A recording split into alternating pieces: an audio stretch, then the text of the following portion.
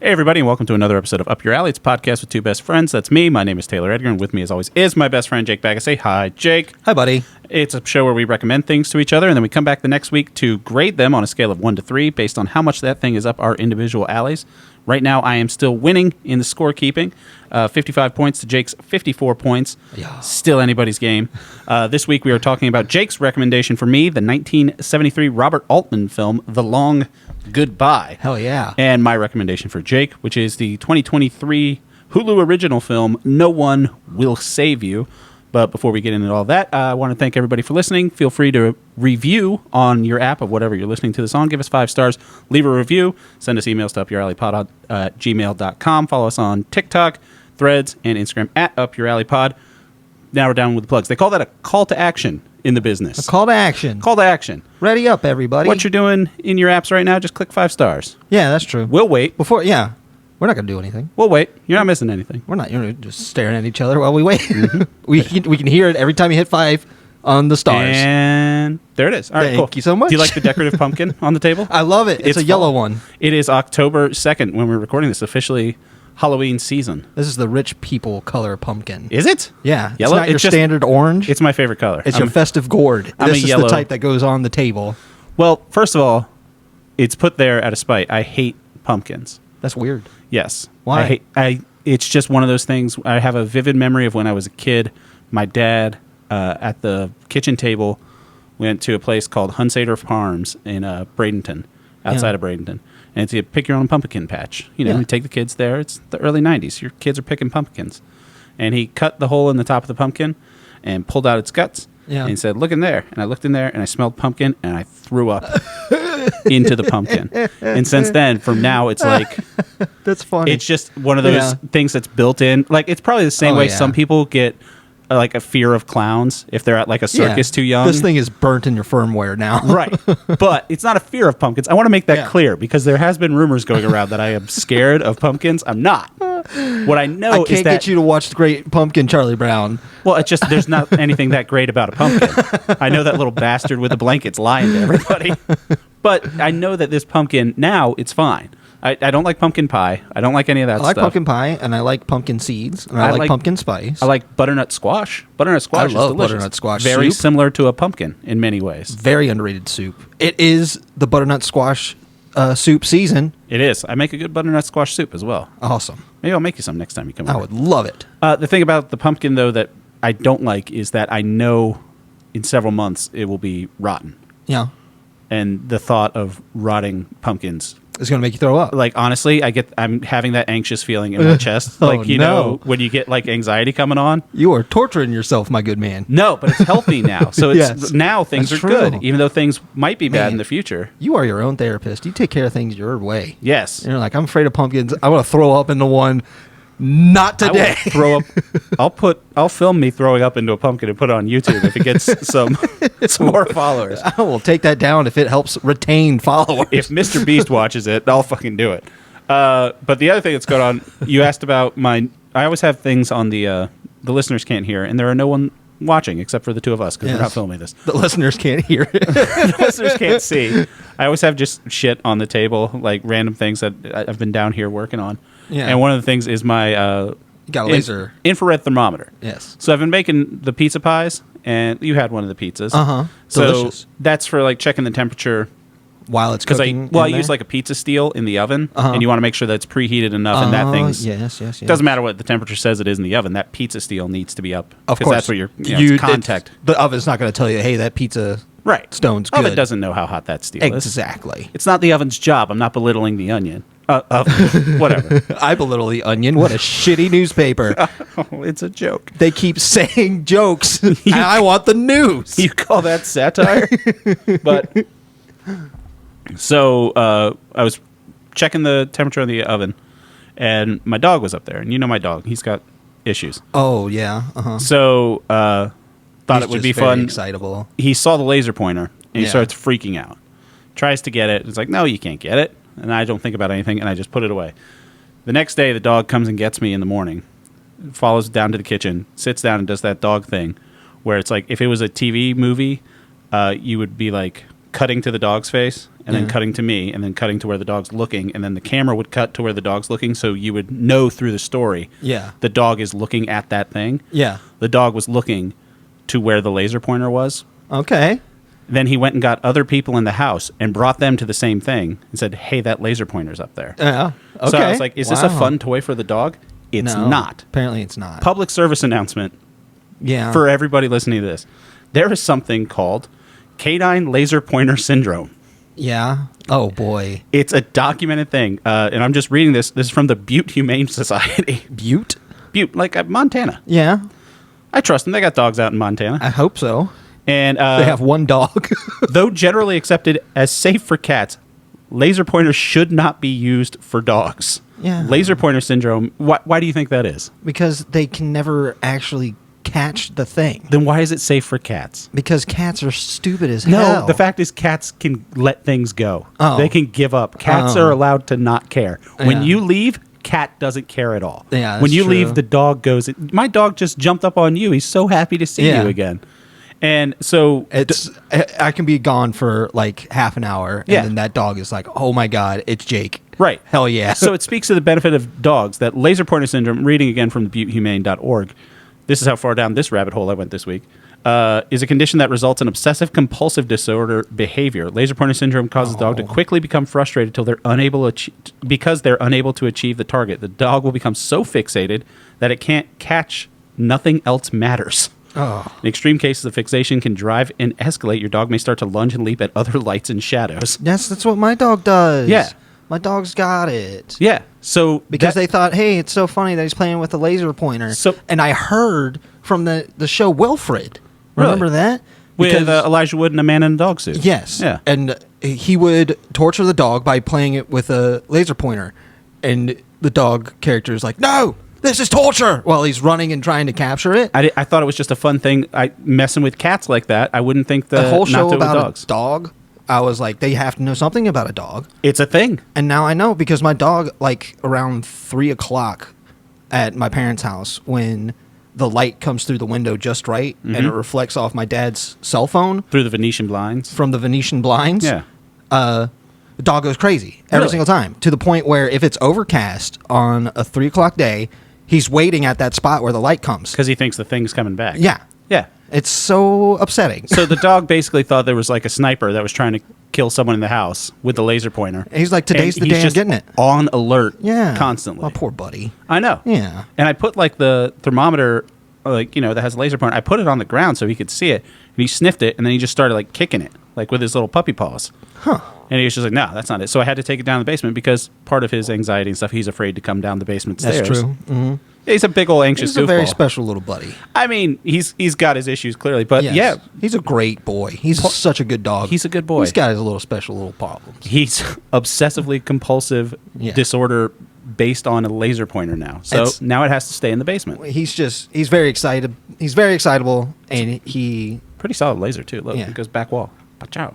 Man. And it'll tell you the damn... You've never been on the beach in the early aughts where you would just buy a laser pointer from a tourist shop and go up to your hotel room and just shine it on the beach while people were walking and just laugh while they go, oh, look, there's a laser pointer.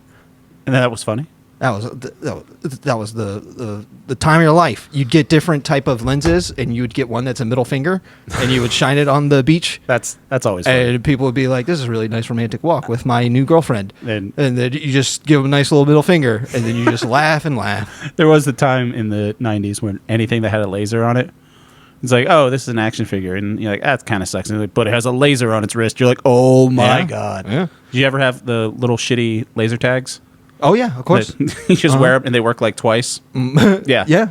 The guns were cool, so I would just play with the guns. Yeah, you feel like a little stormtrooper. But you get the Buzz Lightyear with the laser wrist, and it's just a red light, and you're like, this is kind of lying to me. Fucking Star Wars is what it is. Yeah. Yeah. Yeah. What have you been up to? How's the new Cyberpunk? I have not gotten to the DLC. Really? You're just back playing the game? I'm back to playing the game. This is my 4th playthrough. So there's more out there. Upset. I'm happy that they changed up the whole way that the game plays, so it doesn't feel monotonous. It feels much better. Nice. I honestly enjoy it immensely. And The problem is games like this where it's open, like they say like this is the mission that you play, and then from this mission you can do the DLC. And I'm like 2 or 3 missions away from doing that. Yeah. And I just, while I'm walking to the mission that I need to do, there's 4 different things that are like, hey, you can do these things as well. And I'm like, I got to do this. Yeah. And then I just do that. So now I'm already like level 25, where I think the max is still level 40. Jesus. And it's just, I can't keep it. I can't keep it going. Yeah, but it's a great game. There was a DLC like that for Ghost of Tsushima where you go to like a little island. And by the time I had played through, through it, like, it's when you open up the whole map, basically, or no, the second part of the map, because it maps in 3 parts. Yeah. When you open up the second part of the map, you can get to the DLC. But I didn't know, by the time I played it, it was already like the Game of the Year edition that had the DLC, already on it, on the PS5. Uh-huh. And so I just went to this mission, not knowing that it led to the DLC. Yeah. And I'm just like, oh, I'll just go talk to this person. This person's like, oh, there's people. Can you get on this island? Can you get on this boat and help? And you've done missions before where you're like, someone's like, get on a boat. Yeah, and you just go end to up the boat. Yeah, and you end up like on a pirate ship or something like that. And it's awesome missions, because I love swashbuckling like that. God, it's fun. It's just jumping onto a boat and just destroying everybody on the boat. I remember in Grand Theft Auto Vice City when you couldn't swim yet. Yeah. That was the height of my video game career. Is like, no, I'm going to jump on someone else's boat in Vice City. Yeah. That shit was fun. Yeah, that was great. But Assassin's Creed, when Assassin's they Creed, did the boat fights. The good Assassin's Creed. Yeah, you can grab the rope and you can swing over to the other boat. So satisfying. Oh, so fast. Especially if you land right next to a dude and you just stab him. Yeah.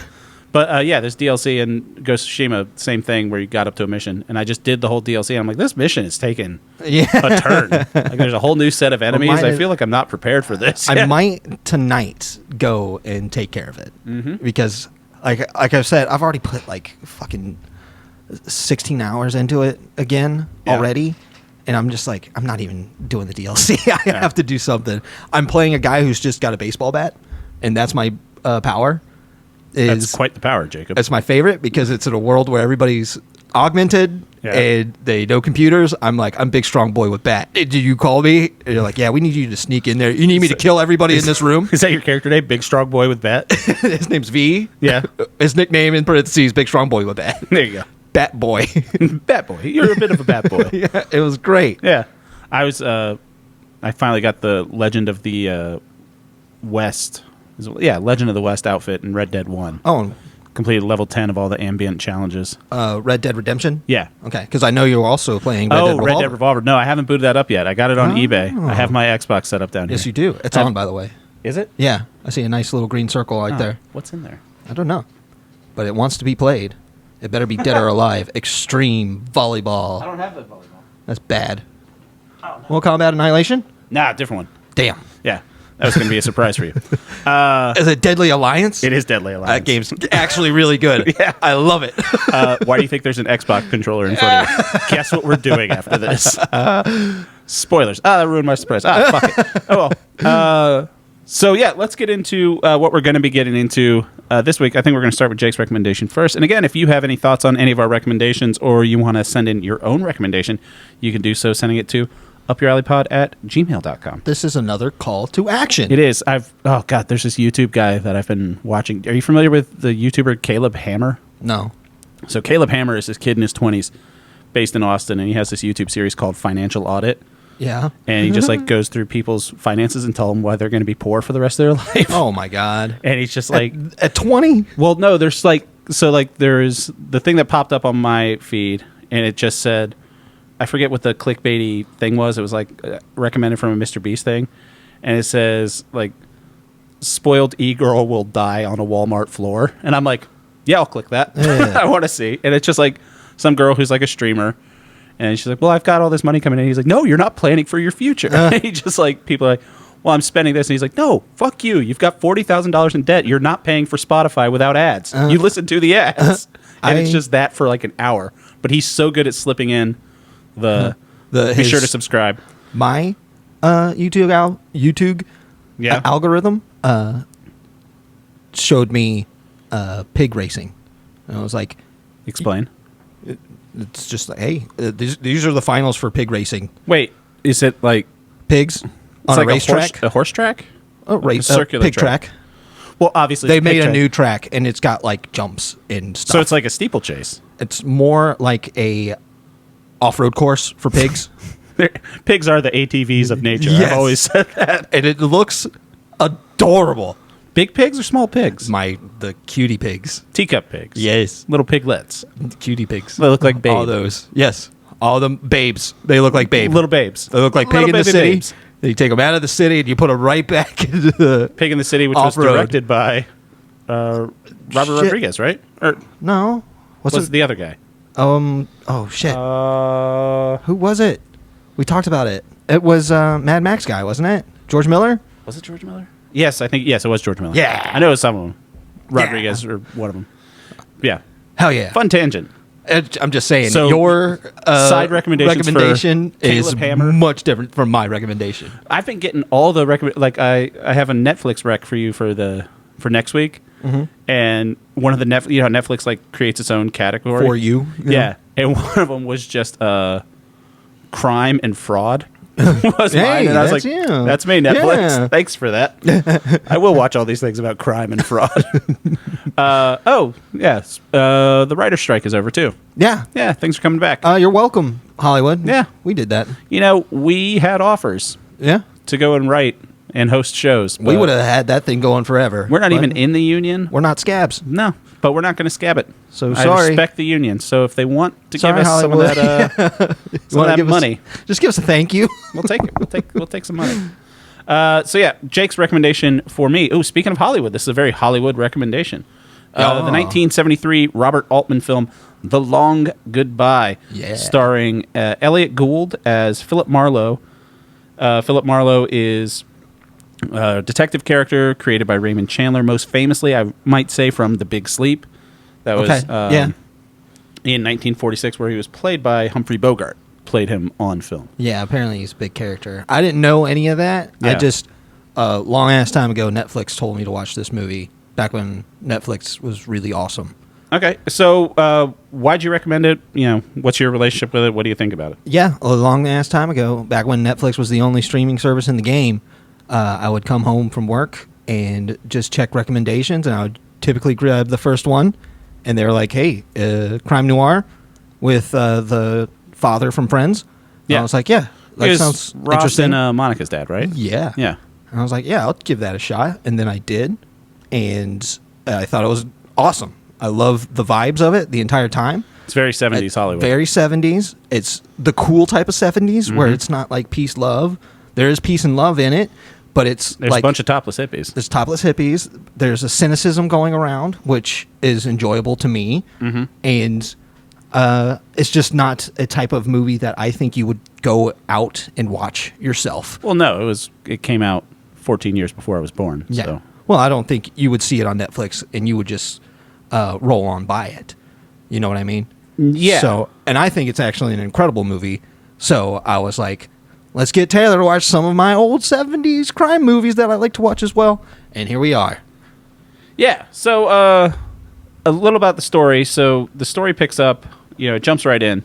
Marlowe wakes up and he's your sleazy, not sleazy, but Lives he's, in an awesome apartment. he's a Hollywood detective. He's a private investigator. He's one of those private investigators that will tell everyone that he's a private investigator because it's a cool job. He's constantly smoking. Yes. He wakes up and he starts smoking a cigarette like first thing you do. 70s, baby. It's the 70s. They weren't bad for you back then. I've been off of cigarettes for almost a month again. Good man. I like it. Not fun. No, it sucks. It sucks so Still much. better for you though. Yeah. So he wakes up and he has to go get his cat food. Yes. And his cat only likes a certain brand of cat food. Cat's cute. I relate to that because my cat was like that. Because you only also eat a certain brand of cat food. My cat only ate Alley cat food. I was talking about you personally. I only eat the cat food he wouldn't eat. Yeah. Yeah. I'm not picky. That's fair. I've always said that about you. You are not a picky, I'm not picky. cat. I say thank you. And when he's gone, one of his friends comes over and is like, hey, I got into some shit with my wife. I'm going to need you to drive me to Tijuana. Right. And like a good friend, Marlowe's like, yeah, sure. Yeah. I'll drive you. I haven't talked to you in a bit, drive you to but I'll Mexico. take you to Mexico. Yeah. And so the next day, cops show up at his door. He's like, hey, What happened your to friend's this guy? Yeah. Your friend's car's in your carport. We know you went somewhere with him. and his wife's dead. Yeah. So where'd you take him? And him being just the detective, it's good good banter in the police station. Mm-hmm. Where Good banter throughout from Marlowe. It's very well written, and I want to, when we get a little bit more into it, the way it was made, because like always, I read the IMDb trivia. And one fascinating character about this that I want to talk to you about. So he goes in, the cops are like, "Where's your friend?" And he's like, "I don't have to tell you anything, cop." Yeah. Because it's the 70s. Yeah. And I know what I'm doing. Rights. I'm a private investigator. And then he gets let out 3 days later, and because his friend's dead. Mm-hmm. And he's like, I don't think he killed himself. Mm-hmm. But Mexico says he does. And he's not going to let that drop. And then he's in the newspaper because it's like, this is the guy. Apparently the LA Times wrote an article just like, that guy killed his wife, killed himself. Also, he's got this badass friend who's a private detective, and he sat in jail for 3 days because he's not going to snitch on his friend. Yeah. Mm-hmm. And everyone's Slow like, news day. Yeah, it must have been. In Hollywood. You know, there was like Vietnam and stuff they probably could have written about, but oh well. Slow news day. They wrote about that too many times. They still need some for, page 4. Well, they're trying to just fill stuff up so they don't have to report about the bad things. That's how it works. Our boys are coming back. That's why there's 24-hour news that's telling you what kids are doing nowadays, making you scared about stuff. Yeah, it doesn't go away. And so a pretty lady calls him up and is like, I need you to find my husband. My husband left. He's a crazy drunk writer, and need to find him. He's like, yeah, All right, I'm going to find him. Husband's at a hospital, like a weird hospital, and gets him back. Everything's good. Yep. And things go south again. Yep. That husband is a very eccentric man. And then some guy who's a money runner, just generic crime guy, basically said gambling and stuff. He runs money. Yeah. Just one of those things. It's a 70s movie. You could be like, he does crimes. He's a crime guy. He does crimes. He's got a bunch of guys around him. They clearly do crimes too. Yeah. Helps with crime. He smashes his girlfriend in the face with a Coke bottle. It's messed up. So I guess we could spoil the whole movie. Turns out, crime guy, Marlowe's friend, owes the crime guy like $350,000. Yes. That he was supposed to take. He said it went to Mexico with him. He was supposed to deliver it to Mexico. Never got to Mexico. Where's my money? It's a real Lebowski situation. Yeah. Like, because they're like, Big Marlowe, we know you're involved with this. Right. Big Lebowski took a lot from this type of movie. Yes. And so they go and the money shows up. He's like, everything's good. Yeah. And Marlowe puts it together. Yeah. Why would the money just show up? Why would it? Yes. Yeah. And, I mean, we know why. Do we want to spoil it? Do you want to spoil it? I don't know. All right, let's not spoil it. There's a whole bunch of intrigue. It's a great intrigue, and what I like about this noir is it's very cynical. Yes. There's not really For sure. happy stuff going on Yeah. throughout. But what did you think? I thought it was good. Nice. I'll give my rating ahead of time. It's a 2 for me. Sure. It was good, not my favorite, and I think here's why. Hit me. I think that this kind of falls into a category of other things that we've talked about, where I think it kind of falls into the Zatoichi category, where I think I've seen so many things, like I talked about Big Lebowski and other stuff, that have pulled so much from this that this seems like kind of cliche to me, even though it was kind of the first movie of that style. Like perfect example, I said Big Lebowski. Another one that I love is Robert Downey Jr. in Kiss Kiss Bang Bang. Yeah. Same kind of things, like 70s. Oh, it's noir style. Noir style. Another one that was more recent, The Good Guys with Russell Crowe and Ryan Gosling. Nice Guys. Nice Guys. No. I'm pretty sure Nice it's Guys? Nice Guys. Other Guys was Will Ferrell. Yes. That's the one I didn't want to say. Pretty But I've sure said it's that Nice now. Guys. Nice. You are right. It is the Nice Guys. That movie's incredible. Yeah. So that kind of... It's that type. I love that type of thing, but this kind of like... This in movie the doesn't 70s, have that type of humor involved in it. I mean, and there are parts of this movie that are funny. Yes. It's all like little... Everyone in this is great. Yes. Elliot Gould is amazing. He's fantastic. But it's just one of those things, I think it's clear... Obviously, it's a product of its time. But watching movies like this now where I could tell, like...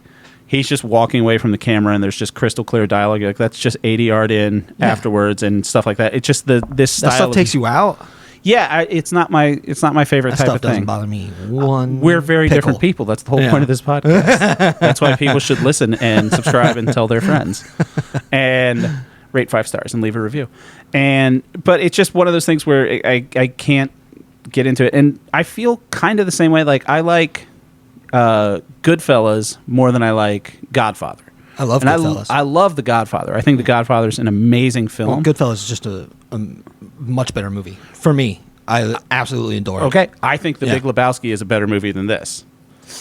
And I know Big Lebowski is a comedy played for comedy's sake, but it's like and he's not a detective, but it's kind of the same. I feel like it's a different vibe coming from it. All right, well, I think Kiss Kiss Bang Bang is a better movie than it's the same story, but just a different vibe coming off of it. Or this story really wants to show that there's a lot of things at play and a lot of intrigue that Marlowe is more or less annoyed by than he is driven to action to.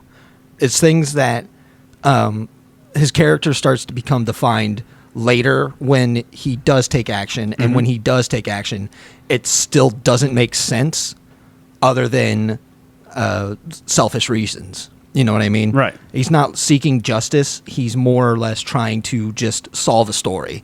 And I really enjoyed all of that because it also has the pace of that, where it's somebody who is walking around L.A. Knowing where to start, how to get this going. Yeah. He's really good at his job. Oh, fantastic. Yeah, there's nothing about the way the movie was written. Like I said, it's a 2, not a 1. It didn't grab me in the sense where I'm like, this is a great movie. I like this type of movie, but this isn't and this is a good movie, but it's not my favorite of this type of movie. I really enjoy this type. Something I feel like we might get into more when we talk about my recommendation for you. I feel like you might like that movie, but it might not be your favorite of that type of movie. Oh, your recommendation to me? This week, yeah. Oh, coming up? Yes. Oh, okay. Yeah. No, the one for this week. No One Will Save You. Yeah. Okay. Yeah. You confused me. I know. I confused myself for a little bit. I'm still on Nice Guys, Good Guys, Other Guys. Just thinking about guys. Just loving to thinking about guys. But yeah, so I really liked it. The couple things that I did like reading the IMDb trivia, and it's something I'll read the IMDb trivia when like the early minutes of the movie before it gets to like the spoiler tag. And one of the things that it says is Robert Altman, and it helped knowing this before watching the movie, the camera is constantly moving. Yeah. Like there's no fixed shot in this movie. Sure. And not that they're all like huge tracking shots or anything like that, but even when someone's talking, the camera's kind of moving around slowly, and it's constantly moving in the opposite direction of the action. So if the guy's walking to the right, the camera's moving to the left.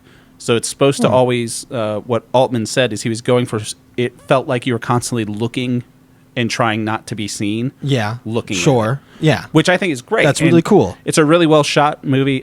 My favorite part, what do you think my favorite part of this movie was? Favorite part? Probably the writer. No. What happened to him? Well, I mean, that was great. And that was Captain McCluskey from The Godfather. He was great. Yeah. That actor. What's his name? I don't know, but he was awesome. Sterling Hayden. To think that some type of person like that would actually exist in the real world is very funny. Yeah, he also got, he was in Dr. Strangelove. He was the general that wanted to blow up the world in Dr. Strangelove. Wow. Yeah. Well-known actor. Sterling Hayden. Good guy. And so what is the music? Yeah, the music is fantastic. Did you see who wrote the music? No. Music was, look on the back of that and say who says music by. Look at the back of that DVD. By? Music, John T. Williams? John Williams. That's so crazy. So John Williams wrote The Long Goodbye, the song. Wow. And this soundtrack is just different variations of that song. Yeah. The entire soundtrack is the melody of... It is the long goodbye. Right. So it goes in... Yeah. So the opening... When I saw John Williams, I'm like, I'm going to love the music for this. And then I saw what he did. He has one melody, one song that he wrote, The Long Goodbye. It has lyrics to it. It has everything. It's been released as a single. A bunch of people have covered it. And... It wakes up when Marlowe's just walking around. A dude's driving to Marlowe's house. He's playing a version of The Long Goodbye on his radio with some guy singing. Then it cuts to Marlowe walking through the grocery store. Yeah. It's The Long Goodbye playing on Muzak. Yeah. And then at one point they go to Mexico, and a funeral's marching down the street in Mexico, and the Mexican funeral procession is playing a mariachi version of The Long Goodbye. Yeah. So John Williams wrote 16 so many different styles, arrangements of his own song. I love that it kept playing over and over again. It's John Williams. He's the greatest of the greats. It was awesome. He's hands down. You know what? That's exactly why it should deserve a 3, because I knew you would like that part this whole time. You didn't even know, and you weren't sure it was the same John Williams when you said John T. Williams. Because you're like, John T. Williams. He was still trying to be edgy about it. That was John T., man. The T stands for the or Tigger from Winnie the Pooh. The Winnie T. Pooh. 3 stands for 3 years till he writes Star Wars. And jeez Louise. in the same year, John Williams had the score for Star Wars and the score for Close Encounters of the Third Kind come out.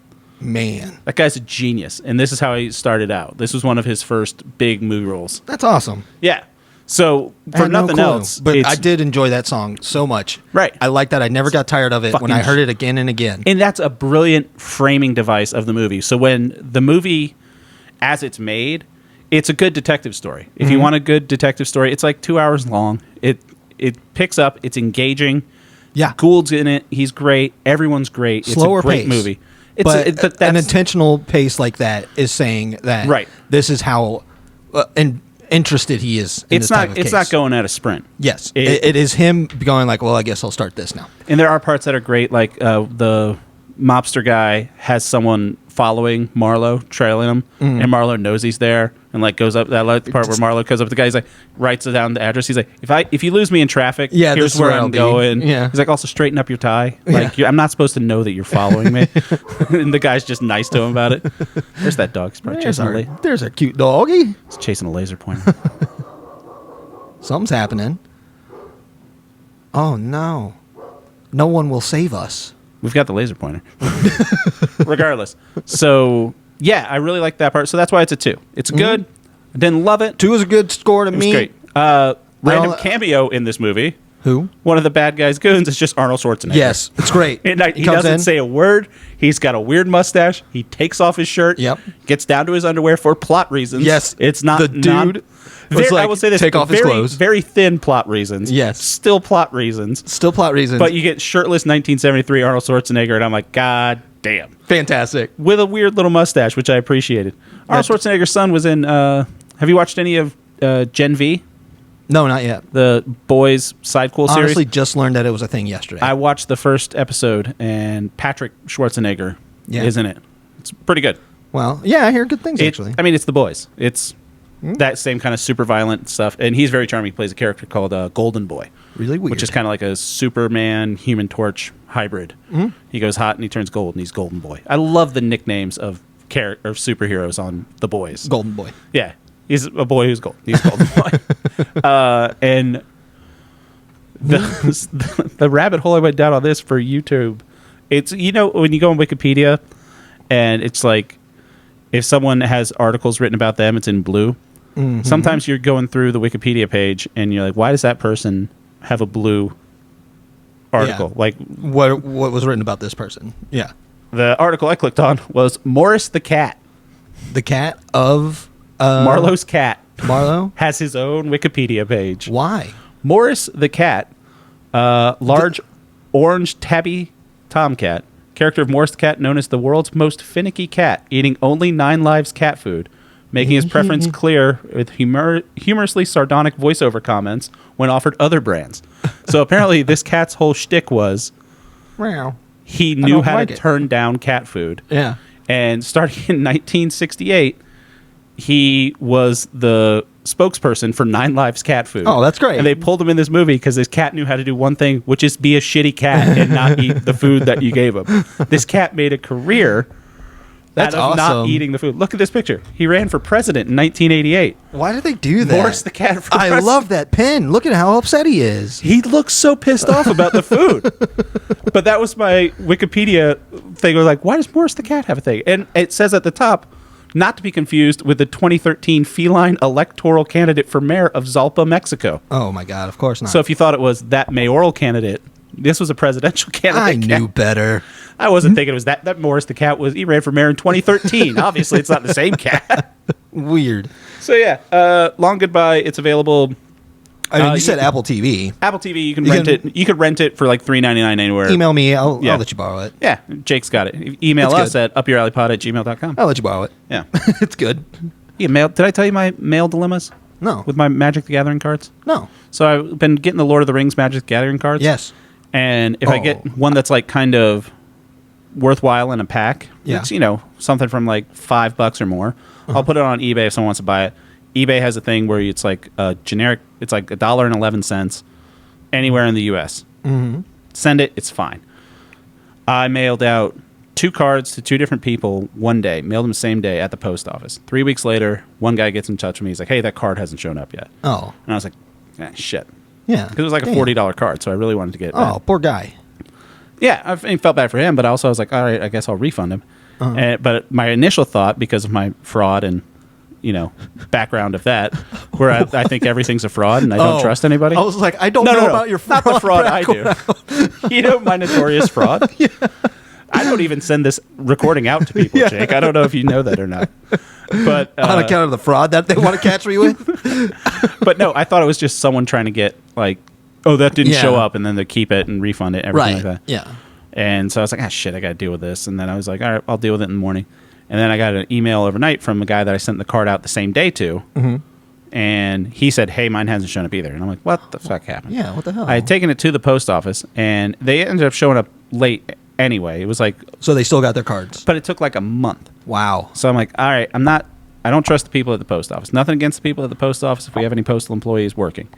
But it was just like, all right, I'm going to send this directly, hand it to the mailman. He takes us right to the distribution center. Mm-hmm. And a guy bought a card for me who lives in the Northern Mariana Islands, which is north of Guam. It's the middle of the Pacific Ocean. Okay. It's one of those territories we took in World War II, and we're just like, yeah, we're holding on to this one now. Holy. Got a card to him in 4 days. Wow. For $1. Wow. Technology, right? So there you go. Yeah. You know what's big news in Magic? What's big news in Magic? Evil Dead Magic really? cards. Yeah. Are they making a whole set? Yeah.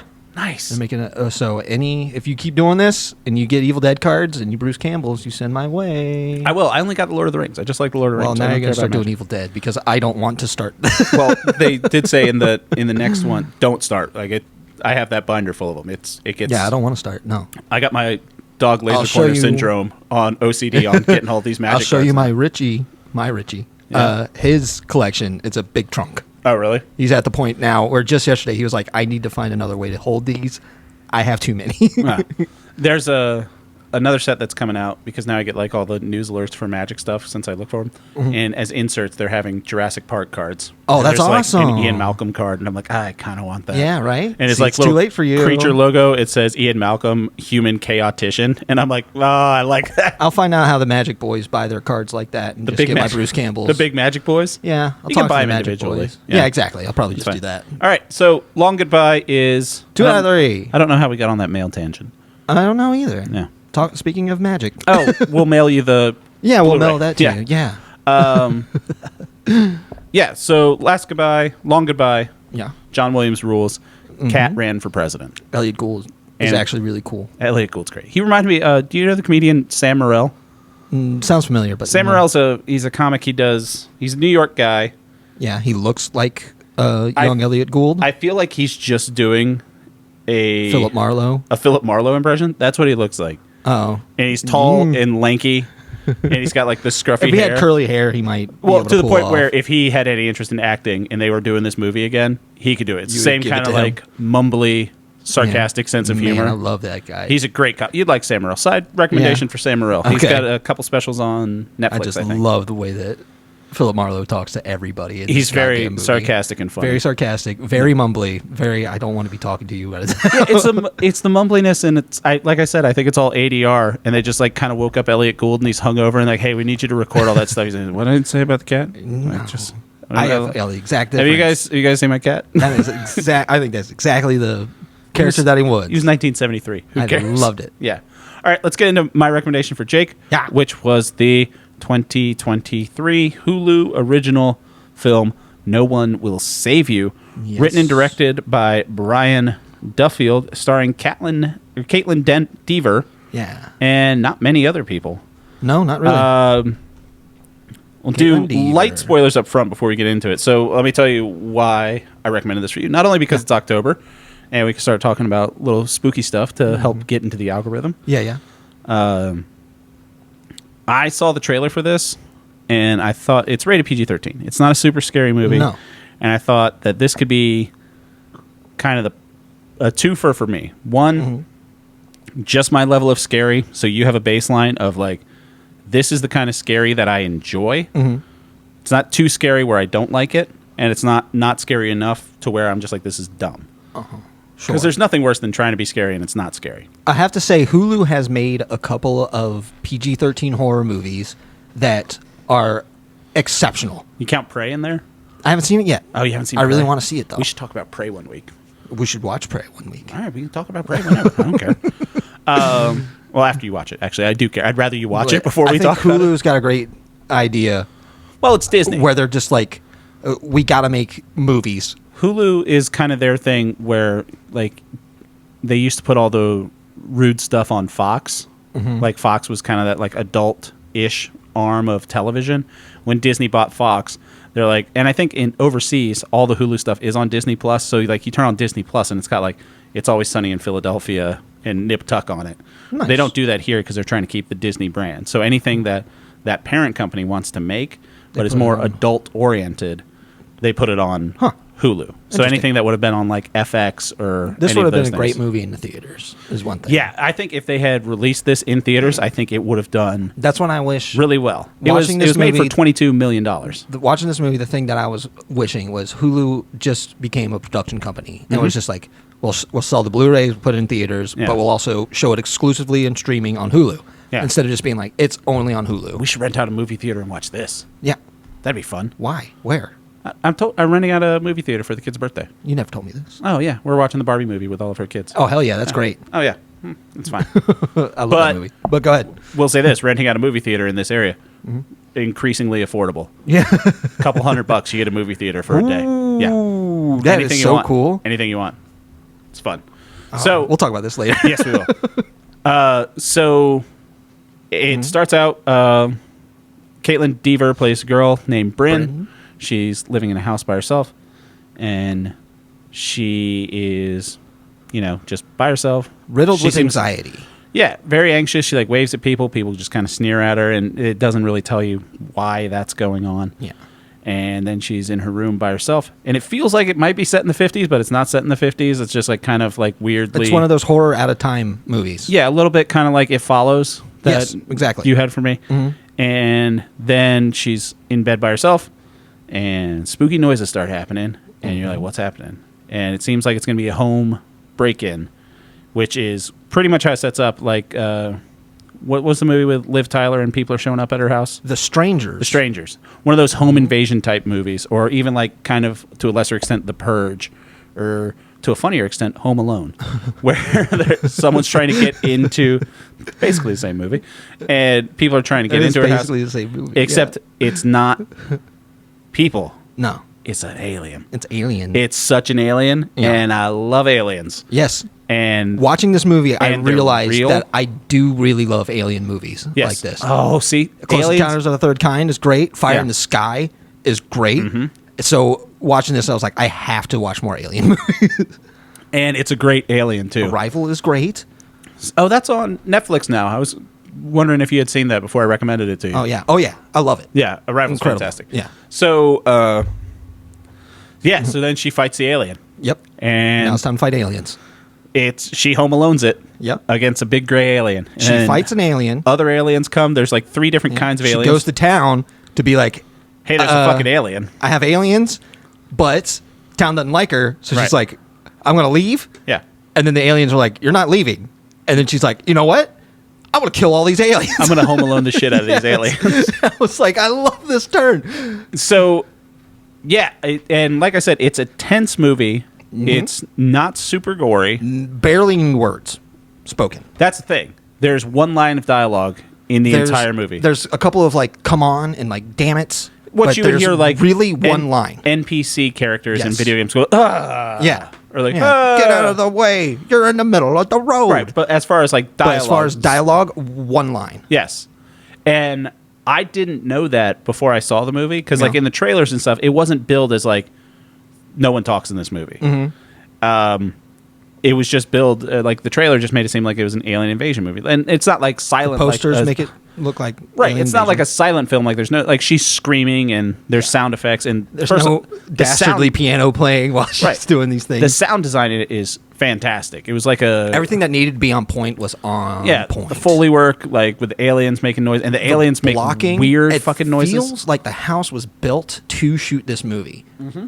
You know, because there's just incredible shots. Yeah, that you just have to know this house inside and out. Yeah, to be able to do something like this. Right. So, light spoilers for the movie. The aliens come in, and it turns out that she gets on a bus and she wants to get out of town. Yeah, and there's a dude in the back of the bus, and he goes and he sits like right behind her, and you're like, oh god, he's gonna be a creepy bus guy. Yeah.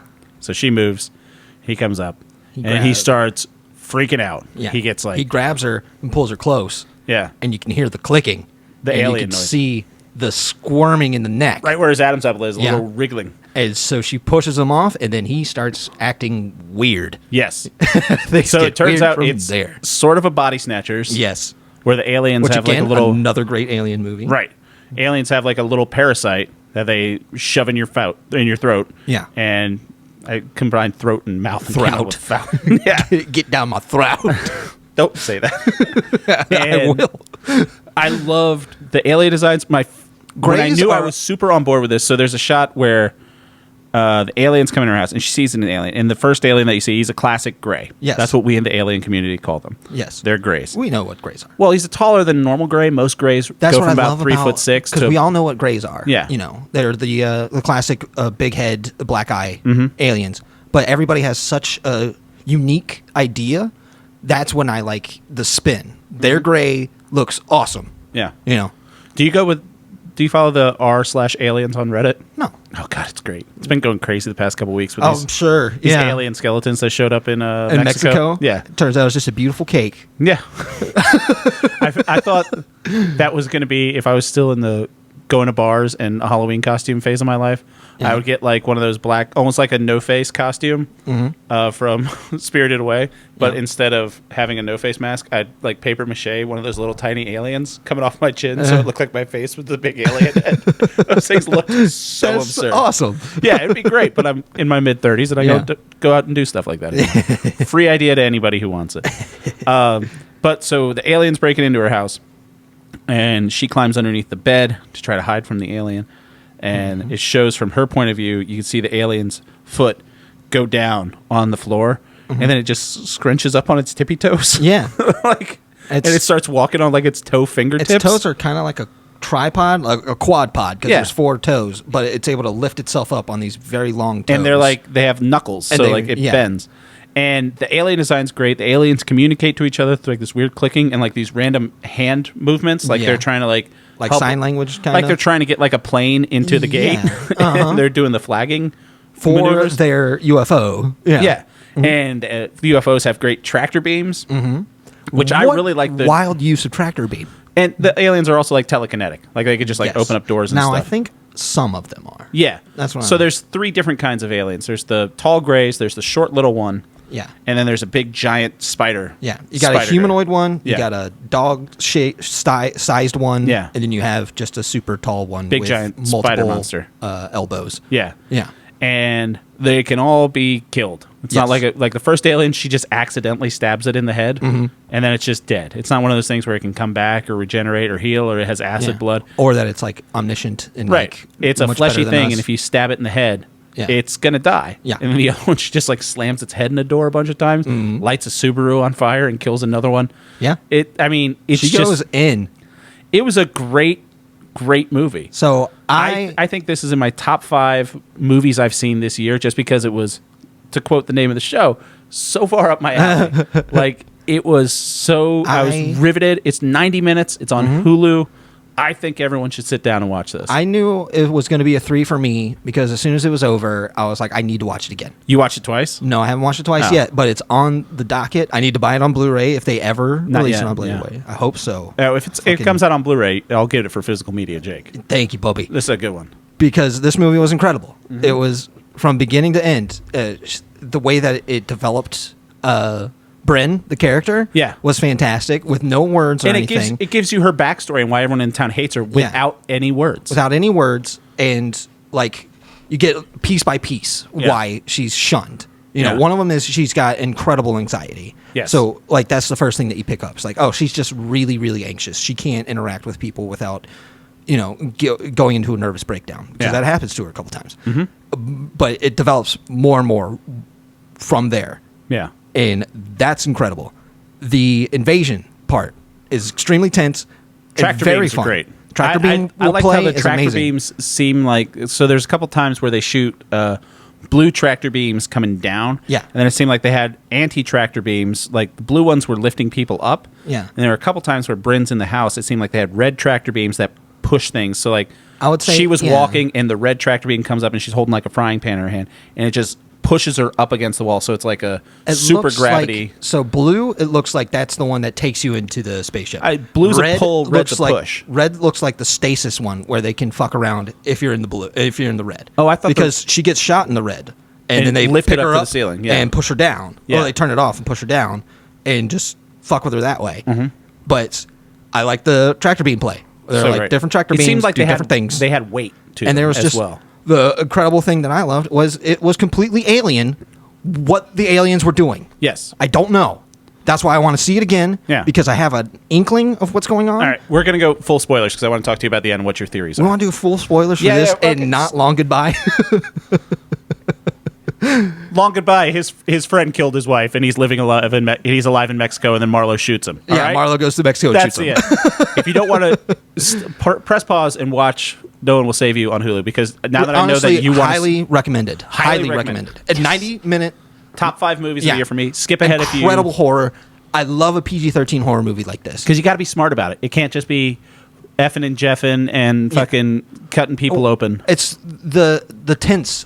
The tenseness of it is what makes it Sixth Sense such was a good... PG-13. The first Saw was PG-13. Yeah. Like, you can have a good time in PG-13 realm. Yeah. It's a type of constriction that you can make a great movie out of when you know the sometimes rules that you're playing with. makes you make a better movie. That's exactly what I think was going on in this movie, because there's scenes that are pretty uncomfortable. There's deaths from people that is like, oh, glory me. Do not like that. Yeah. I didn't say glory me, but yeah, of course you did. I said I said heavens to Betsy multiple times during this movie.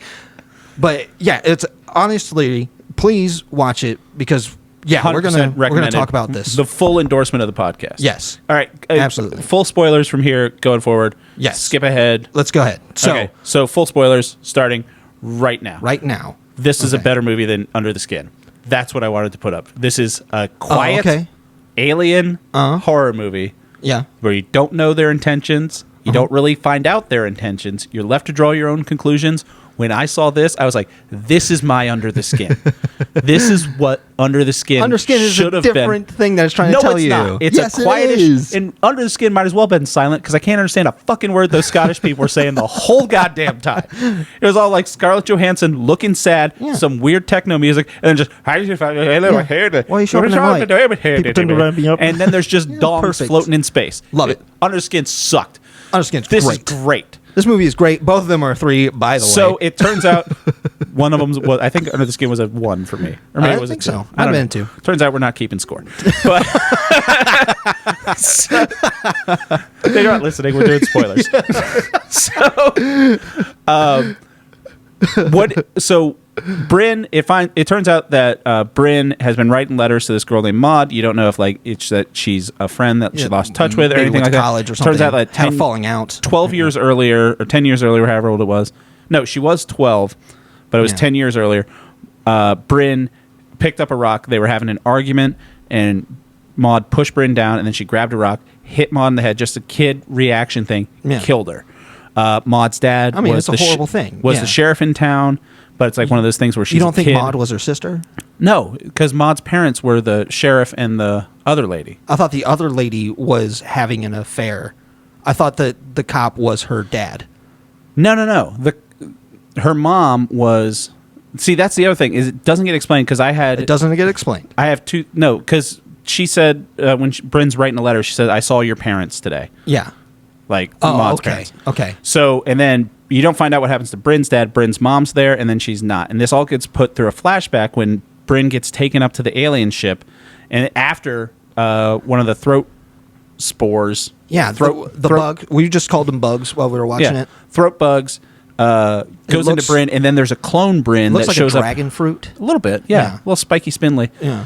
And then a clone Bryn shows up, and Bryn, like the clone stabs Bryn. Yeah. And Bryn kills the clone. Yeah. She's in like this trance, and then she pulls the thing out of her mouth. That's a horrifying scene.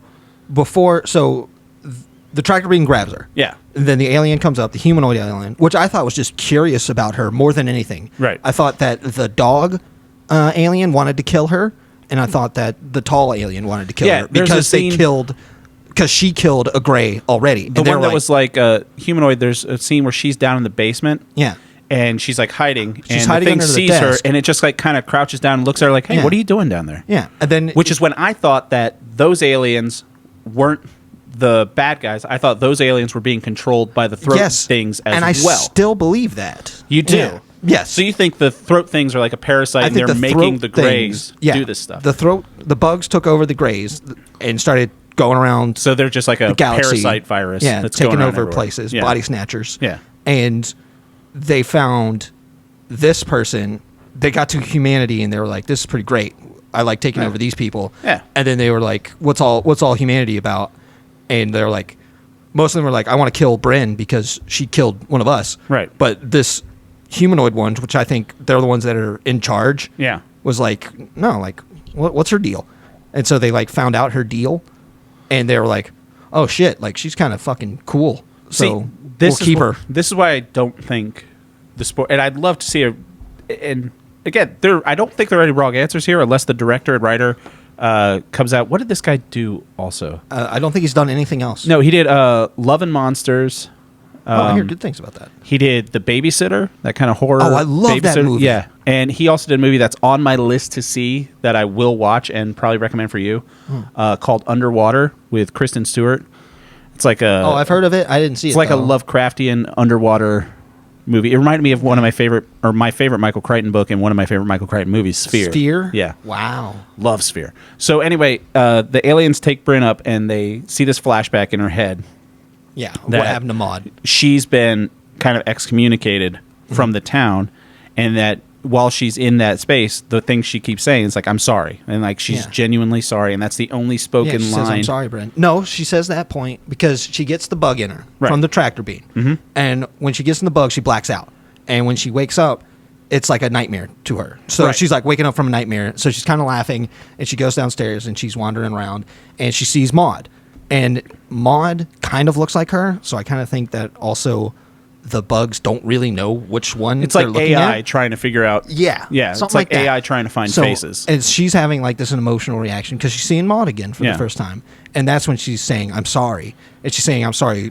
In two ways, because she's like, I'm sorry of what I've done to you, but also I'm sorry I have to leave this place because I know it's a bug that's doing it to me. And she reaches her hand down her throat and pulls out that thing. And then she wakes up in the middle of her field with that thing in her hand, and she's like, yup, I did that. And she's trying to squeeze it, but the thing's slippery and it pops out of her hands. It's like a fleshy koosh ball. Yeah, definitely. It's goopy gross. Koosh ball. It's a goopy, fleshy koosh ball. And that's when the tractor beam, a different color, the yellow one, comes down and hits it. And I think they were able to make a clone of her from that bug. Right. And that's how second Bryn comes around. Right. And that's when she's running around. Again, doesn't say anything to her. Yeah.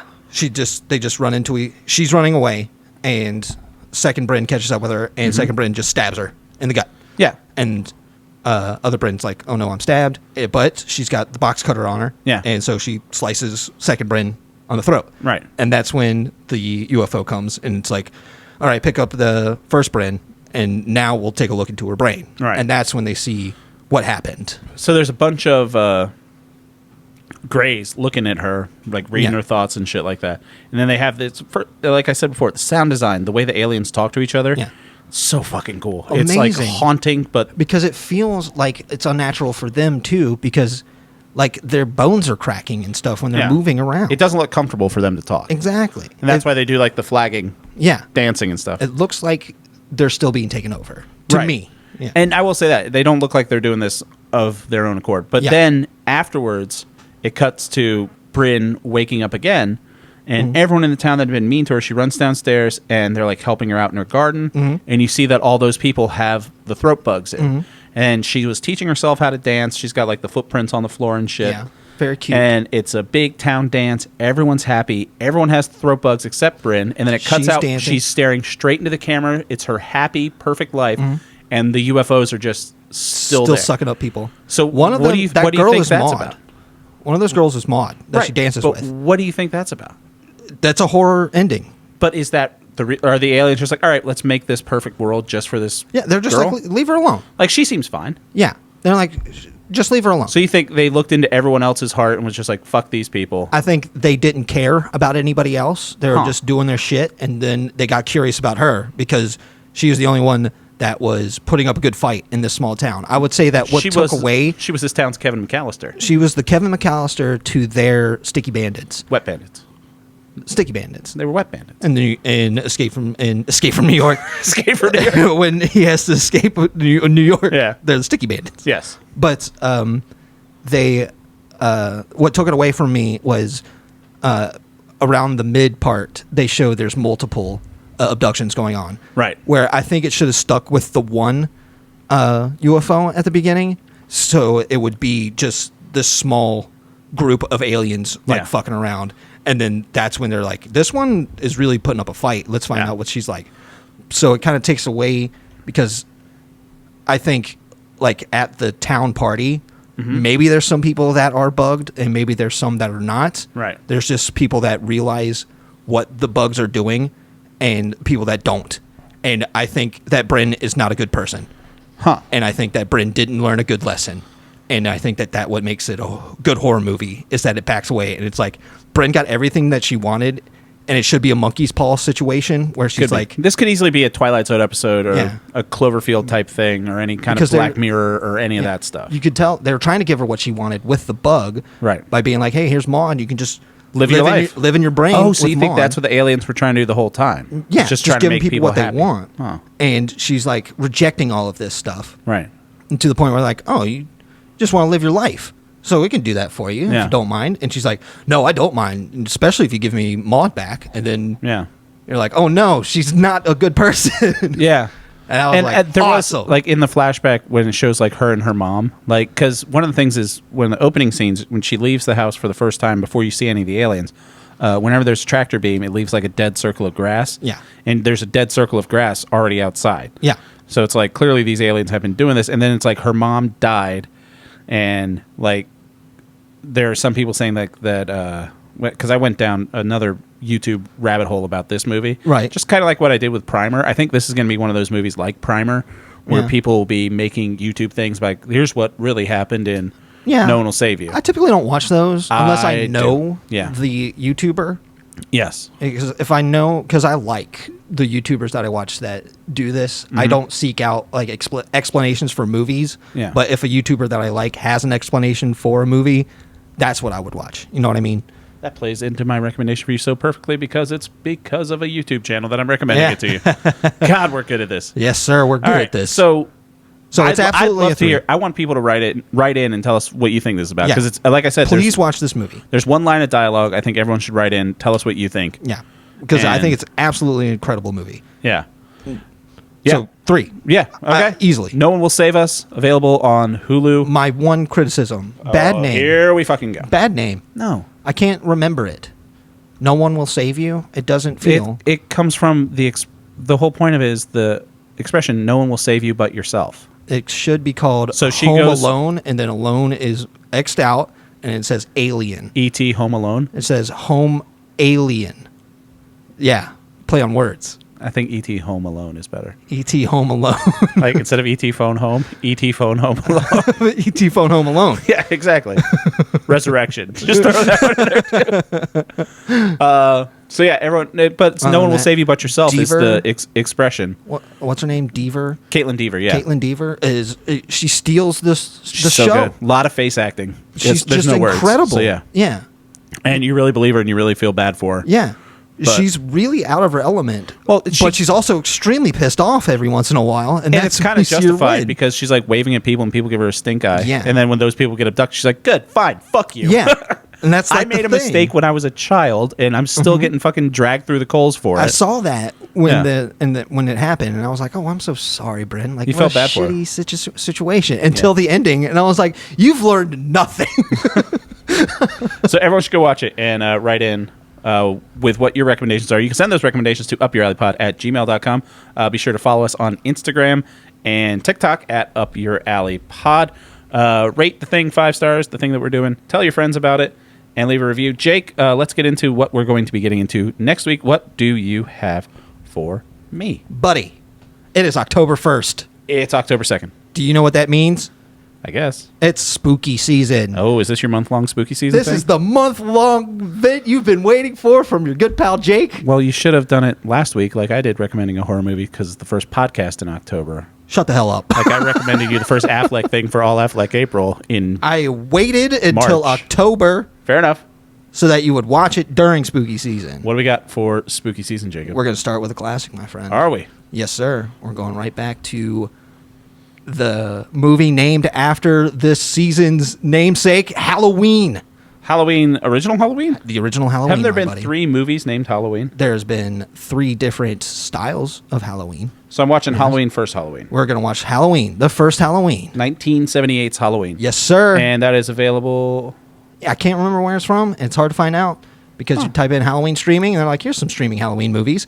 You're like, yeah, I'll find it.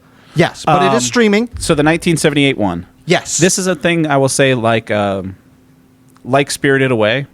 Yeah. I've got it on Just Watch. I can get it on Amazon. Mm-hmm. But I would like to think that I've seen it, but I doubt I've ever sat down and watched this movie in its entirety. Yes. And because I said the same thing. I think we started out this podcast last November. I think it was Nightmare on Elm Street was one of the first ones. Yes.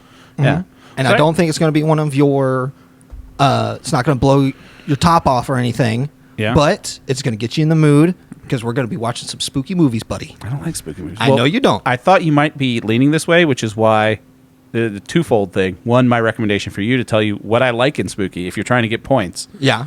Like, no one will save you. We're trying to max out the realm of spooky. All right, you're trying to get the edges out a little bit. We're going to start with some cult. Oh, I got a whole thing for it. All right. It's all good. All right, so I'm going to be watching OG Halloween. Jake, like I mentioned just a couple minutes ago with YouTube guys that talk about movies and stuff, one of my favorite YouTube channels is a guy called History Buffs. Uh-huh. And you know me, I am a history buff. Yes. He puts out a thing where he breaks down historical movies and points out how they're accurate and what they got wrong, what they got really right, and everything like that. It's kind of like a nitpicking thing from a history nerd about historical movies. And he just put one out from a movie that I watched when it came out, and I was like, this probably deserves a rewatch. And I think Jake is not going to like it. But I friggin' love it. This is great. It stars Mr. Christopher Pine and Miss Florence Pugh. This is 2018's Netflix original film Outlaw King. I've never even heard of this. Chris Pine and Florence Pugh. I like both of those people. Yes. And so it is... let me give you a little plot synopsis. Outlaw Kings. Chris Pine plays Scottish rebel Robert the Bruce. So have you seen Braveheart? Yeah.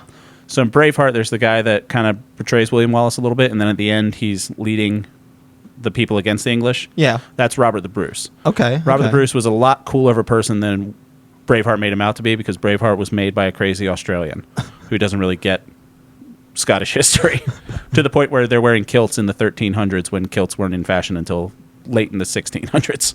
That's neither here nor there. Yeah, you got me. So Outlaw King on Netflix is about Robert the Bruce. Chris Pine plays him. Aaron Taylor Johnson steals the show in this as Douglas the Black. It's just a fucking great medieval, super violent, super great historical sounds like movie. It's up my alley.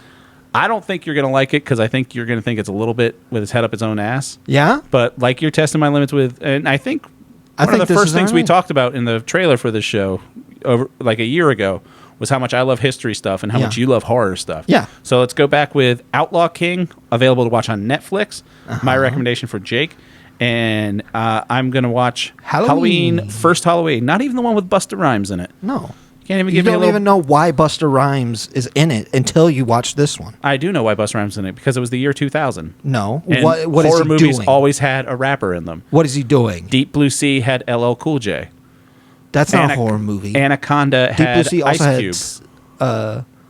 That's Thomas not a horror Jane? movie. Yeah, Deep Blue Sea is a horror movie. No, it's not. Scary sharks, spooky sharks. It's a thriller. All right, whatever. So I'm going to watch Halloween. Jake's going to watch Outlaw King. We're going to talk about that next week. Be sure to tell your friends. Like the show. Jake, thanks for coming over. Love you, buddy. I love you, buddy. All right, bye. Bye.